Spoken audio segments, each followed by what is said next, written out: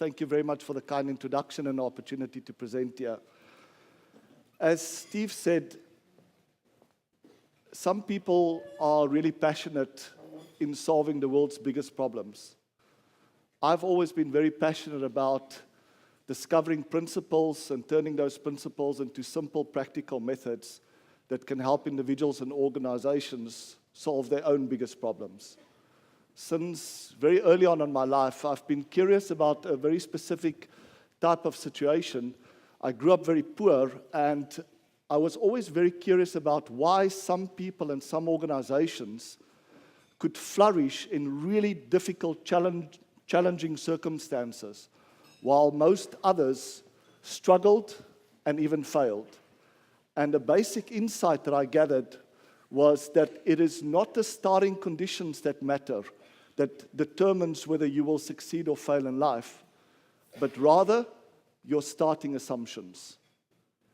You see, every time we make a decision, we make that decision on a set of assumptions. Some of these assumptions are really useful. They enable us sometimes to achieve the impossible. Some assumptions, however, are not so useful. They can even be harmful. A simple example of that is Henry Ford's famous quote of, "Whether you believe you can or can't, you are right." So that's always been my passion, is to try and discover the principles and then these enabling versus limiting assumptions. And the topic I'd like to share with you today is a topic that has been around since about 2012. It was a concept that was discovered or invented by Nassim Taleb, the famous author of Black Swan and Fooled by Randomness, called Antifragile. And I'd like to share with you today some of these insights and to share with you some of the applications that we've already achieved on how do you transform an organization and a supply chain and even people from fragile to robust to anti-fragile. Of course, I'd like to acknowledge first the giants on which this work has been based, and then I'll share with you just a typical sequence that we go through when we're trying to make a breakthrough. Any scientific breakthrough starts off with the 5 C's. The first C is a consequential problem. The second C is a new classification. What are you talking about? What are the parts of the system or the elements of the system? The third C is correlations. How do these parts relate to each other? The fourth C is causality. Why do they relate to each other in this way? And the last C is a commercial application, turning these insights into practical tools that people can use to benefit from. So let me start with acknowledgements. As I mentioned, Nassim Taleb, best-selling author, PhD in management science, studied Greek classics, and has become infamous in his environment, in his science of challenging the status quo and coming up with amazingly new and powerful concepts. Dr. Eli Goldratt on the other side, also PhD, but PhD in physics, also curiously very much interested in the Greek classics. He started his own company in software, then went on to create the Goldratt Institute, where he focused on developing the methods that could help people find and challenge these basic assumptions. And of course, the best-selling author of The Goal. I was very privileged to have worked with Eli for almost 20 years, from 1991 until he tragically passed away in 2011. So what I'm presenting today is really just standing on the shoulders of these two giants. The outline of the presentation is, as I mentioned, I'll start off with some basic classifications. What do we mean when we say fragile versus robust versus anti-fragile? Why is this important to us? How do you actually measure fragility? There's a prediction that has been made by an analyst recently based on the work of Nassim Taleb that very soon organizations are going to stop talking about becoming more effective or efficient. They're going to start talking more and more about how to become more robust and anti-fragile. So I'd like to share with you just exactly what that means. Then, how do you make organizations and even people not just robust, but more anti-fragile? I'll share with you some applications. We've had the privilege of working with some amazing organizations around the world, very large, complex, high-tech organizations, all the way to local city governments, that has given us the opportunity to partner with them on research projects to see how these concepts can be applied to them. I'll share with you some of those results, and I'll use simulation models to show that to you. I was kind of quite interested recently. Somebody went up to my two boys, they 8 and 9 years old, and I said, "So what does your dad do?" And they said without any hesitation, "He builds computer games." And the other person went, "Oh, that's so cool." And he said, "Oh, and then he kind of helps people to get best scores, right, high scores." So I'll show you kind of why they have reached that conclusion, and then end up with some closing remarks about hopefully how you can apply these concepts to your own environment and maybe even to your own life. And I'll leave some time open for some questions. So let's start. What do we mean by fragile, robust, anti-fragile? So I mentioned that both Taleb and Goldratt were both very passionate about the Greek classics. So there's a story in the Greek classics about Damocles, which is this hanging sword. It's this very rich man that seems to have everything going for him, beautiful women dancing in front of him, but he's unaware that there's a sword hanging over his head. And when the sword drops, everything's gone. So there's a robust version of this also in the Greek classics, which is Phoenix, the bird of fire. You can't kill this thing. It's absolutely robust. It just won't die. Doesn't matter what you try. And then the counter version of that, anti-fragile, is this character, mythical character called Hydra, which is if you try to kill it, it grows another head and it becomes even stronger. So a more practical definition maybe is think about a package that you are going to be shipping. What label do you put on this package? We have a common label that says fragile, handle with care. Basically, don't kick me around. What's the opposite of fragile? Well, one version is it's robust, which basically means I don't care. You can kick me around. I really don't care. And what is anti-fragile? The real opposite to fragile. Please kick me. I love it. Don't handle with care. In fact, when you handle me with care, you'll make me weaker, not stronger. So the genius of Taleb was to convert these very simple definitions into mathematical formulations. Because if you can convert into mathematical formulations, you can measure them. You can actually measure the fragility of a system. So when you look at fragile, over there, you see a concave curve. Imagine the center line there being the point of equilibrium. And to the right of that is when things go well, when you have a market upturn, when a project is successful, when everything goes right.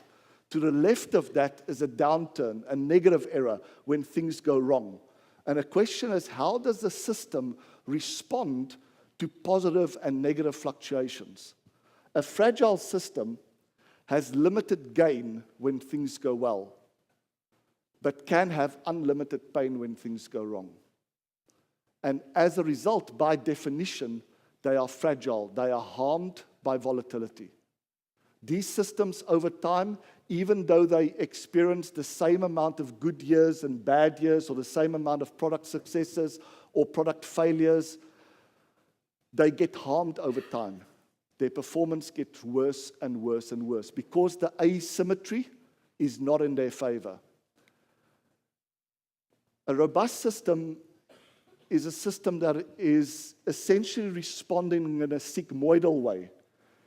They have mechanisms in play that both limit the pain and limit the gain. And as a result, they don't care. They are not harmed by volatility over time. The problem with such systems is that they don't improve. They just stay the same. You can't kill them. Antifragile are systems that respond to stress, to volatility in a convex way. It's also asymmetrical, but the asymmetry is in their favor. They have been very careful to ensure that the rules that they put in place to limit the pain when things go wrong don't also limit the gain. They have put in mechanisms that allows them to fully capitalize when things go well. So, as a result, over time, if you expose these systems to random volatility, over time, they actually gain from it. They get stronger and stronger and stronger. What doesn't kill us, make us stronger. Do such systems actually exist in reality? And Taleb, in his book, created a very nice table that shows you in various domains what would fragile look like, what would robust look like, and what would anti-fragile look like. A very interesting one that I want to highlight to you is in psychology. Everybody is aware of this syndrome called post-traumatic stress syndrome. These are basically situations, people that end up worse off after a traumatic event than before. But they have a unique characteristic in that when things go well, it has very limited positive impact on them. When things go badly, it can almost have an unlimited negative impact on them. It turns out that this is much less common than the other two categories. Most of us are normal. We're pretty robust. We think that we will not survive a divorce or a parent passing away or a mentor passing away or maybe losing your job. It turns out that most of us recover much faster than what we ever expected. Some of us have developed the capability to become anti-fragile. And you have probably met people like that in your life, or maybe have even experienced it in your life, where you say, you know that traumatic divorce I went through? Best thing that ever happened to me. Right? You know that time I lost my job? Best thing that ever happened to me. Now, originally in psychology, they thought this was just a simple coping mechanism. But it turns out that the evidence shows that actually they are better off. So there's quite a large percentage of people that suffer from this syndrome, quite a good syndrome to suffer from, which is called post-traumatic growth. We are able to limit the downside when things go wrong without limiting the upside. So I hope that gives some practical definitions of what these three things are.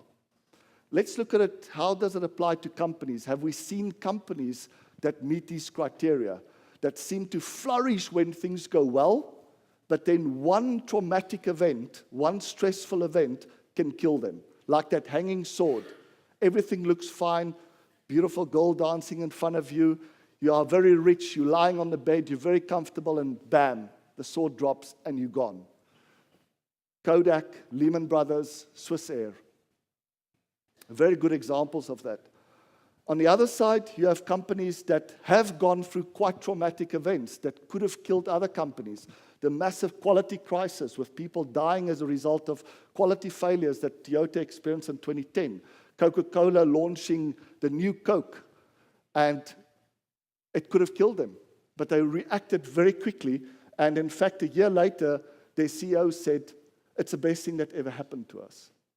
And of course, Apple, that kicked out their CEO, and the rest is history. Become the most valuable company on the planet. So each of these fragile companies did not survive some kind of black swan event, using Taleb's terminology, despite their very long historical success records. And that makes it tough, because if we extrapolate from the past, it'll look like they're going to continue to grow and flourish.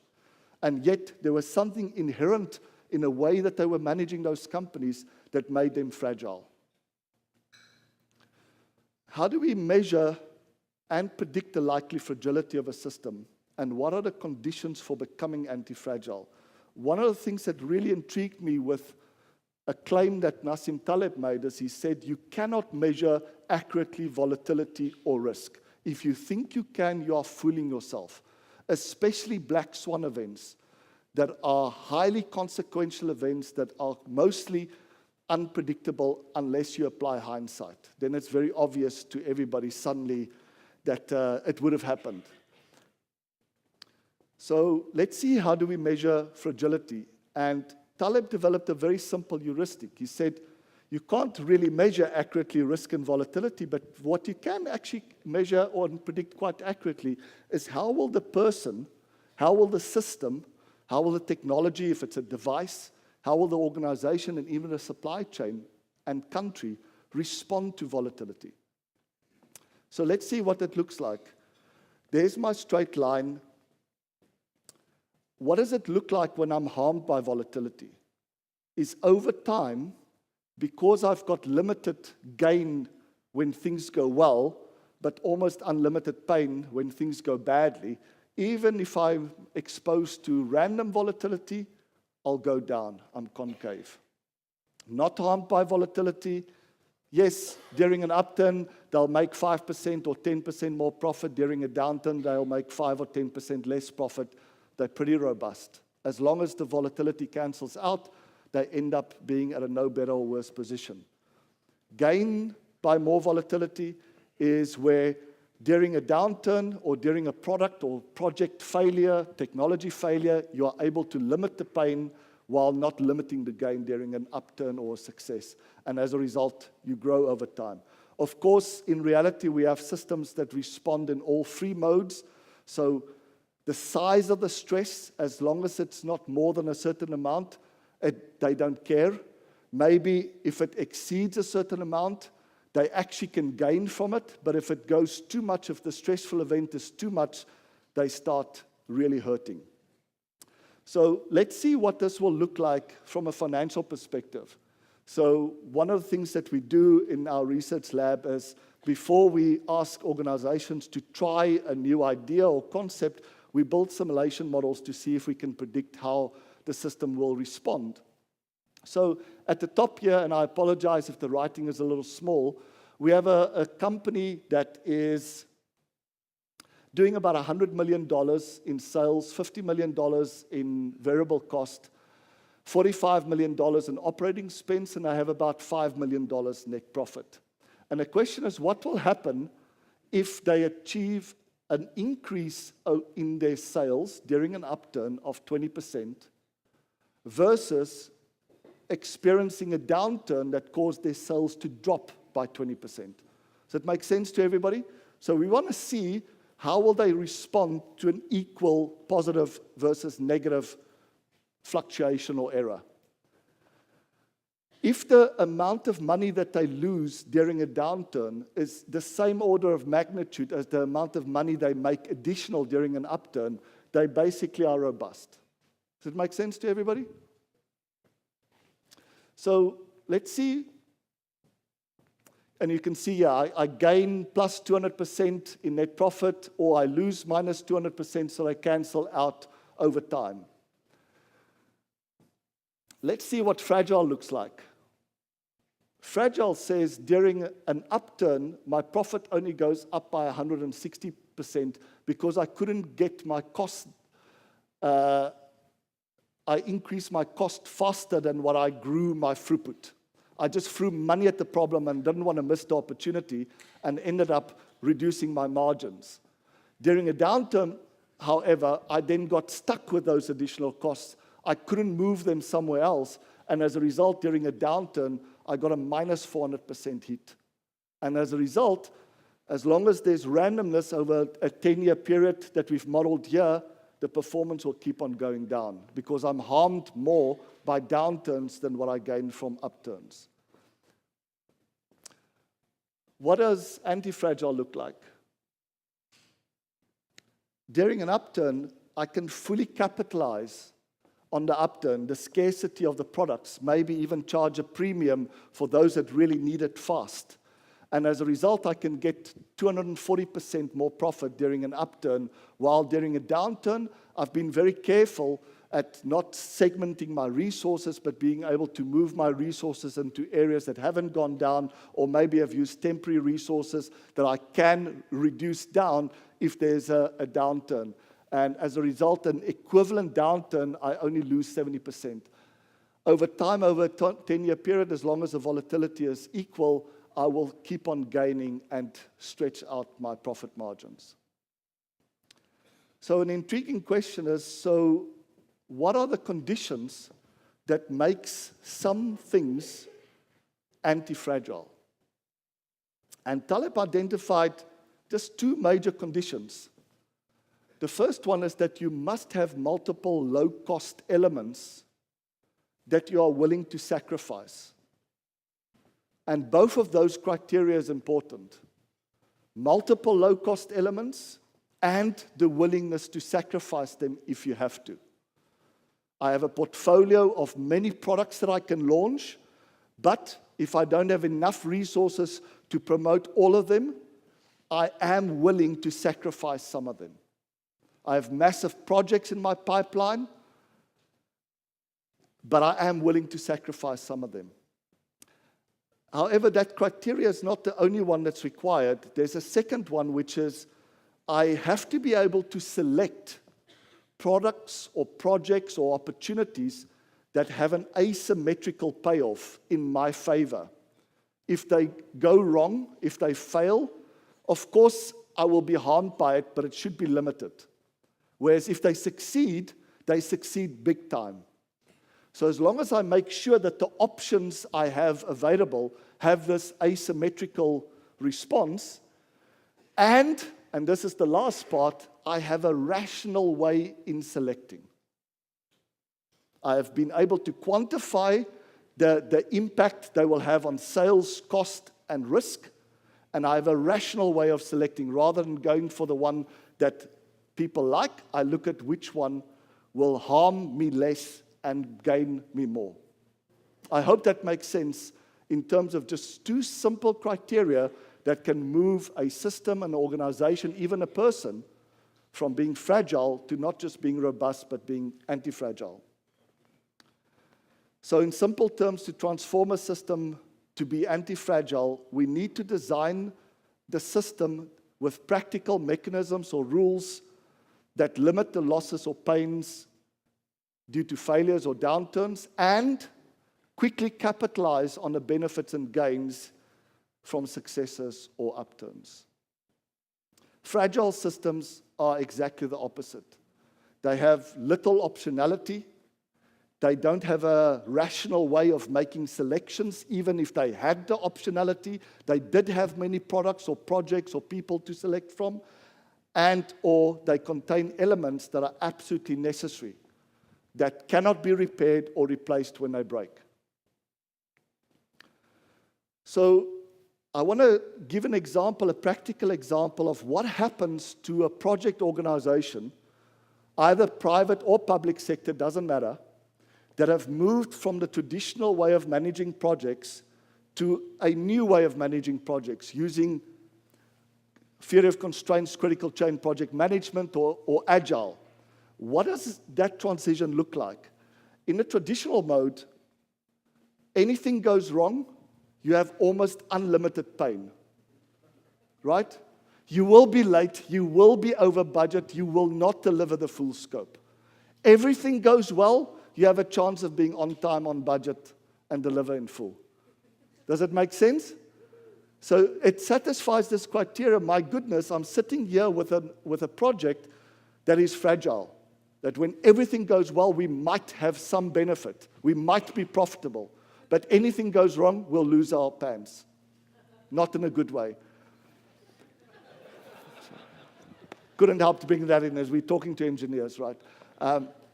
What happens if we implement something like critical chain project management or agile? Is we are capitalizing on the asymmetrical characteristics of these methods, of these tools. Everything goes wrong. Yes, we will be late, we will be over budget, we might not deliver the full scope, but it will be limited. We might be a few days late or a few weeks late. We might be 5% over budget, 10% over budget. However, when everything goes well, we can fully capitalize on it. We've heard results here, and I'm sure most of you have had the experiences, where you can deliver projects 25, even 50% faster, sometimes even more. Mike Hannon showed an example that was 35 times better than has ever been considered previously possible. But inherent in these methods, they have built-in anti-fragile mechanisms. So how do we transform an organization? What are the rule changes that can help us get there? I mentioned that I've always been very curious at discovering principles and converting those into simple practices. Dr. Ellie Goldratt wrote an article called Standing on the Shoulders of Giants, where he talked about the 4 concepts of flow, or the principles of flow. Deborah and Carol presented it in their presentation. Very simple. Priority number 1 should be improving flow, reducing any losses in flow time or flow rate. Secondly, this objective has to be translated into practical methods. And the one that Dr. Goldratt concentrated on in the article is stopping overproduction. Ford was using a very simple mechanism where he was using essentially space between operations to control overproduction. Right? Space is full, stop producing. Taichi Ono came along and said, hell, great idea, but what if you have multiple parts to manufacture? You can't use space. And he learned from the Piggly Wiggly supermarket that actually shelf space, supermarkets have a similar problem, but they divide the space into buckets, and that's where Kanbans came on. Kanban is full, stop. Kanban is empty, produce. Very practical mechanism of stopping overproduction. Goldratt came along and said, what if the variety is so big that by having Kanbans for every possible part, I'll create the problem I was trying to solve, which is don't overproduce, because you don't know if this part is going to be needed or needed now. And he said the only other mechanism is to use time buffers to control the release. So I took that and I said, okay, so Goldratt talked about a practical mechanism to prevent overproduction, but we need other practical mechanisms as well that we know when we study lean, agile, all the TOC solutions. And I try to divide them into planning mistakes and principles to prevent those mistakes, execution mistakes, and ongoing improvement. So if we agree that doesn't matter which system or which part of the system I'm looking at, the goal should be very clear, is how do we meet the committed demand? Not just the average demand that's placed on my department or organization, but the peaks in demand, and how to do it as effectively and efficiently as possible. How do I do that? Because I now have multiple objectives to achieve, and the key insight here is focus just on flow. If I can reduce the flow time, increase the flow rate, my costs will improve, my quality will improve, everything improves by improving flow. So I have this objective of improving and synchronized flow. I look at the part that's going well, and I look at the part where I'm losing time or capacity. So I looked at planning mistakes. Planning decisions are simply decisions I make before I start to work. So what's the first mistake I can make? Is I can misallocate resources. I can allocate resources long ahead of time based on forecast and then be stuck with the wrong resources in the wrong place. Or I can do local buffers and then end up wasting those buffers. So as a result, I need a practical mechanism that will allow me to dynamically allocate resources based on where it's really needed, and to allocate my buffers in a way that I can aggregate it to protect the whole system. Second mistake I can make in planning is ignoring backlog when I make commitments. I can't quote 30 days lead time if I have a backlog of 60 days, right? I have to consider the backlog when I'm making commitments, and I have to control the release of work into the system to control my WIP and lead times. So as a result, I need a mechanism to quote based on the planned load or backload that's already in there, and to release in a prioritized way while controlling the WIP. Execution decisions are those decisions I make while I'm doing work.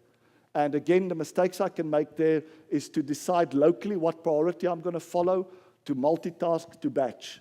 So again, I need a practical mechanism to provide a single priority system throughout the whole system and discourage batching and multitasking, single piece flow. Do one thing at a time, finish it. The other part in execution is either too much or too little expediting and dishonest reporting. saying that I'm 80% complete because 80% of the time have passed, rather than thinking about how much work is still remaining. As long as I'm dishonestly reporting, I'm making it impossible for people to judge if we're doing okay or not, and knowing what corrective actions to take. So that's an execution, and the last one is the measurement and improvement side. What's the mistakes I can make there is I can measure everything. Every single variance is important, and I'm distracting continuously my top management, paying attention to noise rather than signal. So I need a very practical mechanism of how to know what to measure and what not, and how to differentiate between noise and signal. And then the last one is any local optimization actions resulting in unbalanced demand versus supply. So I need a focusing mechanism that can continuously rebalance supply and demand. So these are the generic principles. What we do is we take those and we convert them into practical applications. And that's what I really enjoyed from Tom's presentation yesterday, is differentiating between principles and practices. Principles are universal. Practices or applications are specific. They are designed to fit certain environments. They have boundary conditions in which they work. So don't argue about lean or TOC, or argue about which one works best within the boundary conditions that I face. So let me show you now why my boys think that all I do the whole day is play computer games, build computer games and play them. So here I've got an operations environment. It's a screenshot of one of the simulations. Afterwards, if you are interested in, I can share these with you. You can see here work is arriving here, and there's various workstations that the work is being passed through. Where there's bottlenecks, you'll see backlogs building up. What I wanted to understand is, how will a system like this respond to volatility? So we created 5 scenarios. The first scenario is where every process takes exactly 2 hours to complete. I have 5 processes, which means my flow time should be 10 hours, and I should get throughput of 12 per day. And you can see this is the top line here. My performance here in terms of flow time is exactly 10 hours. There's no fluctuation because I have no demand or supply variability. And what I'm doing here is I'm modeling scenarios. As I go down, I start adding variability to demand, but I keep the supply. The cycle time is exactly 2 hours constant, and then I'm adding variability in the supply cycle times. And I get to a situation where large variability in demand and supply moves my due date performance from 100% down to 70%. Same means, right? Reduces my throughput from about 12 down to 9. Average flow time from 10 hours to 128 hours, and you can see how it's growing exponentially. Increases my cost per unit from $18 to $20 per unit, and causes me to go from a profit to a loss. The last scenario I've modeled here, I called Antifragile. The only thing I changed is I used exactly the same large demand and supply variation, but the only thing I changed is I added a resource that cost me extra, but I kept the resource centrally, and depending on where a backlog was building up, I sent a resource there to go and help. Does it make sense? I'm sure you guys do it in projects, right? There's having a bit of buffer, capacity buffer that you can deploy where help is needed. Look at what it's done to the performance. It gets my due date performance back to 100%, my throughput close to 12 per day again. Interestingly enough, reduces my cost from 20 down to 19, even though I've added another resource. So when Deborah was saying that, if you focused on reducing unit costs by trying to implement rules that will save cost, that doesn't always mean that the total cost is going to reduce. Here's a very simple example where actually adding cost have reduced my cost per unit. And I'm back into profits. It's absolutely, it's a very similar concept. It's just to say, don't allocate all your resources ahead of time to forecast. Keep some of it central, and when you know where there's more demand than what you expected, deploy it immediately. Here's an example from a maintenance depot that we did. The question was asked by Department of Defense, how can it be that every single year they are over budget, and they can't deliver what they've committed to, for example, the Air Force or the Navy. So my basic hypothesis was that when they do budgeting, they don't consider the devastating impact of interdependencies and variation. So we created a scenario called perfect world maintenance. And this basically, when you run it, shows that you can have 72% asset availability if there's no demand or supply variability. No demand variability means the Air Force gives you 24 F-19s to maintain, and exactly 2 a month arrives. Lovely. Real-world maintenance means 6 arrives in 1 month and nothing in another, right? But without variability, you can achieve 72% asset availability, 99% due date performance, and a cost of around $1 million a job. Then we said, what if we just added variability? We kept exactly the same means for cycle times, for demand, but we just added variability. Suddenly I'm down to 59% asset availability. That, by the way, is 13 planes gone. That's no longer operationally ready. And my costs have gone up to 1.2 million. Due date performance is shocking. Then I said, what if I just made a simple change in the depot rather than releasing the planes immediately as they arrive into disassembly and inspection? I'm controlling the whip, and I'm using simple buffers to determine priorities, and I don't allow people to multitask. I force them to work on only one plane at a time and only on those planes with a full kit. And you can see how much the performance improves here. I've given 6 planes back. My costs have dropped by about 10%. And then the last one is, what if I synchronize the whole supply chain?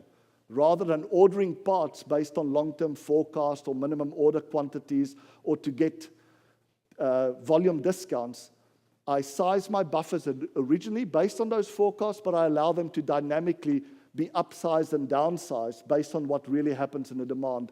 And suddenly I get performance very close to my perfect world maintenance.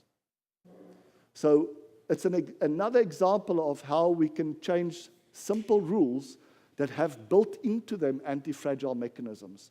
They not only make you robust, but actually when you're throwing volatility at them, you can see how they respond to it, and up to a point, it actually makes them stronger. This is one for a complete supply chain in a mining environment. And the question was, should we push or pull?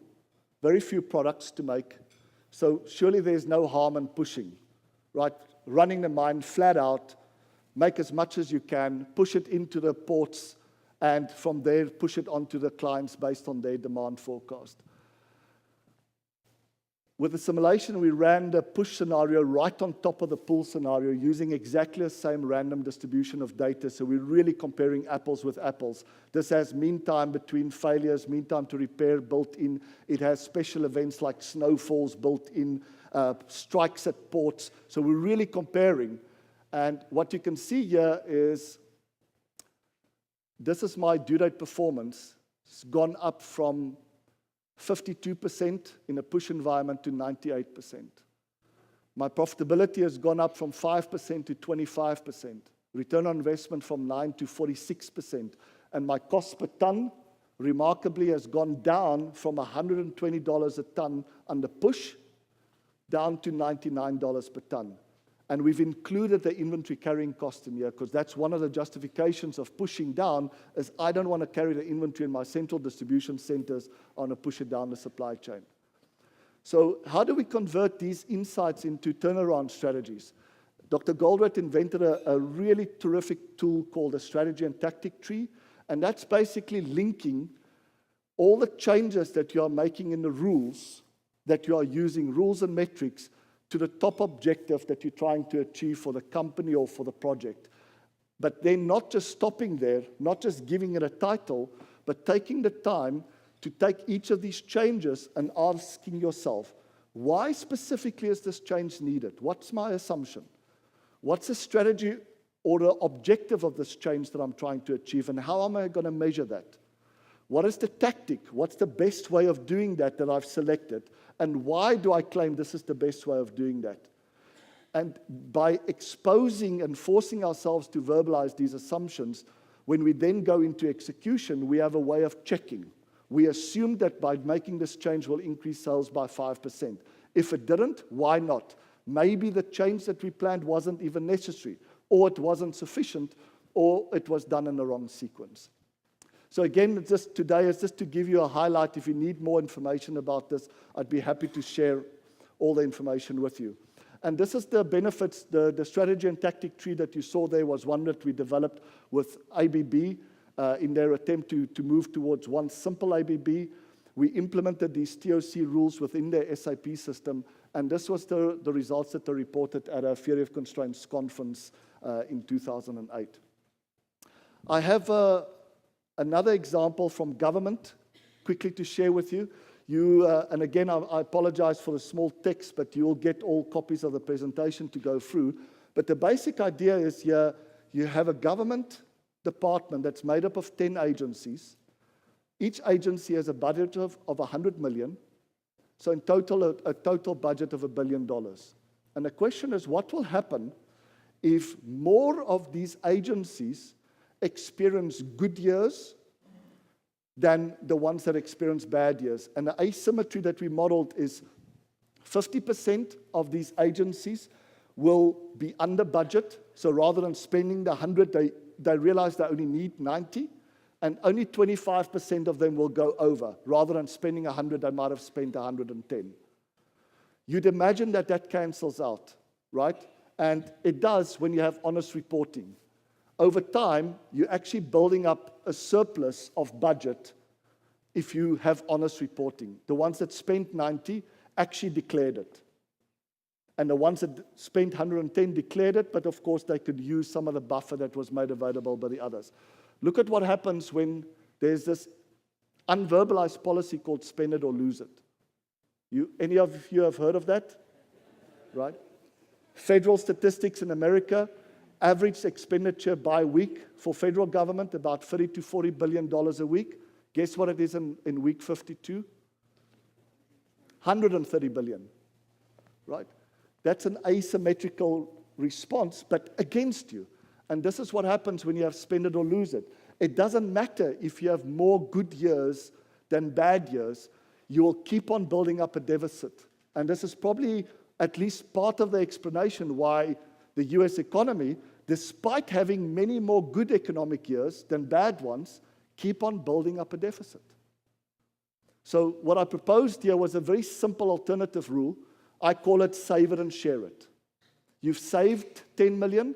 Why don't you keep half of that and you spend it on your most highest priority program across line items, whichever you think is the highest priority, and the other 50% you give back to the Treasury to invest on those programs that were underfunded. And suddenly you can see I'm sitting now with a situation where they cancel out and I can even build up a surplus over time. So how does this apply to people? Do you also get fragile, robust, and anti-fragile people? We heard about workplace bullying. I had my son come back from school, one of the proudest moments ever, and he said, I normally ask, how's it going? The younger one goes, whatever. The older one gives a very honest answer and says, no, it went really well, or it went really badly. So the older one said it went really badly. I said, why? He said, no, this kid was really bullying him, you know. It's an older kid, and he's just really, it was horrible. And I said, why was it so horrible? He said, you know, I really felt sorry for him because he really must have big issues at home. Now, that's a kind of an anti-fragile way of responding to bullying, right? But let's look at some examples of people that looked like everything was going for them, and then the sword was hanging over their head, and bam. In hindsight, they took risks that had much more pain than gain. Some examples of those that seem to be the opposite, whether you like them or not, right? They seem to have the ability to take risks that have much more gain than pain. I like the quote from Steve Jobs. A lot of people have got extremely positive views, some people extremely negative views about how he sometimes dealt with people. But he was very honest about it. He said, my job is not to make it easy for people. My job is to make them better. So, some practical advice here about how can you apply this to your own situation. So remember that heuristic. Can you predict how you would respond to a situation where things go well versus when things didn't go well? So say you're considering to start your own company. You can ask yourself a simple question. If it succeeds, how much happier will you be? If it fails, how much less happy or depressed will you be? If you say, I kind of expected that it would succeed because most things that I've tried have succeeded, versus if it fails, you'll be absolutely devastated, then probably you're fragile in terms of this type of decision. And a good friend would give you advice to say, you know what, don't do it. If you don't care, why not try it?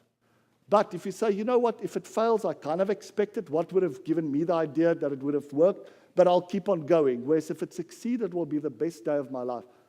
Advice, go for it. Right? And you can take any kind of decisions. Do I ask a beautiful girl or guy on a date? Should I really commit to trying to quit one of my bad habits? Should we have children or not? All big decisions. And it turns out this framework is really useful to judge whether I should do it or not. Just simply look at what your response will be like.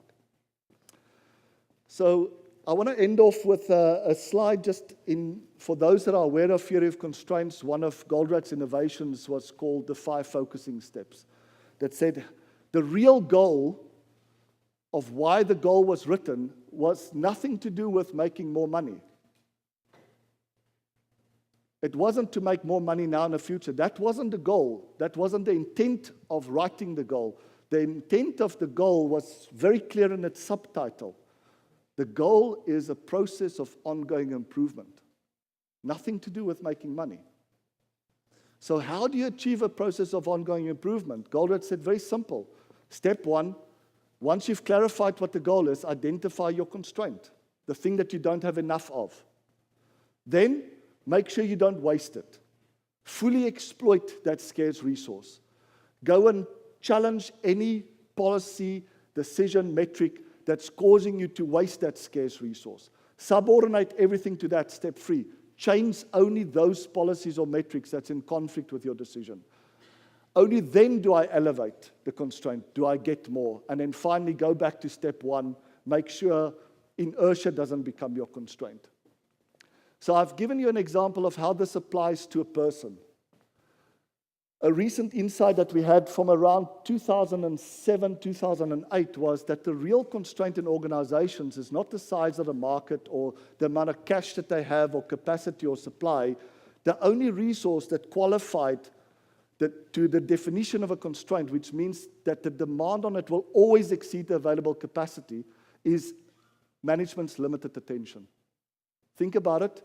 The things that demand your attention will always exceed your available attention. So how do I apply this? Step 1, what's the constraint? It's my limited attention. How do I waste it? Stop doing things that I shouldn't be doing. Stop not doing the things that you should and then coming up with excuses why you haven't started. Or stop repeating those mistakes, number 1 and 2. And just by doing those 3 things and resolving the conflicts that you will face in making those changes, looking at the positives of the change, the upside, and the negatives of the change, the downside, and selecting those changes that will give you most upside with the least downside, which is the definition of antifragility, you will succeed. So as a little exercise, and I think, April, you did something similar in your class already, right? Write down, what are the things that waste your attention?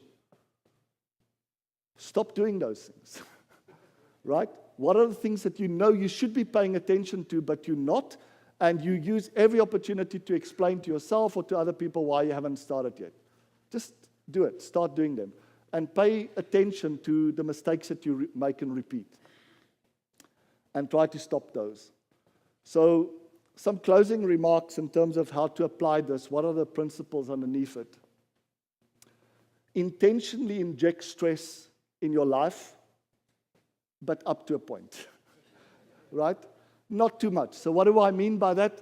Is your body has anti-fragility built into it, but it requires stress to be activated. Take a cold shower, lift a heavy weight, go without sleep or food for a day. All of these things, research have shown that up to a point, they are really beneficial to the body. Use speed dating. Speed dating, a very interesting impact of speed dating is we get distracted by considering things that we shouldn't when we select our partners. When you speed date, you have only two minutes. The mind is forced to focus on what's really important to you when selecting a partner. By the way, whether it's in life or as a team or in business, same thing. Select a partner that will make you feel special and safe. That's what you should be paying attention to. All the other things are distractions. What your parents will think about them, etc. Add buffers, redundancy, and optionality to your life. Create emergency funds. Add new skills that are useful for you during a market downturn. Add time buffers to your schedule. Give yourself some redundancy to deal with volatility that we face. The barbell strategy, which is always make sure that there's a balance in terms of where you are getting advice from. Whoever's giving you advice, Taleb's very strong recommendation, make sure that they have skin in the game. If they don't have any skin in the game, don't take their advice. Just a simple question for a doctor. Don't ask the doctor, what do you think I should do? If they've given you all these choices with all upsides and downsides, and how the hell must you figure out which is the best, right? Ask them simple, doctor, what would you do if you were in my position? Somehow it changes dramatically their answer. And where to start? Start by just deciding what you must stop doing. Things that are currently consuming and wasting your limited attention and the buffers that you have built up over time. And then start doing those things that will move you closer to the goals that are important to you and has asymmetrical payoffs. But be careful in terms of how you select these things. As I mentioned, it's good to have optionality, but you have to be rational in how you select them. Thank you very much for your attention. I know it's your bottleneck.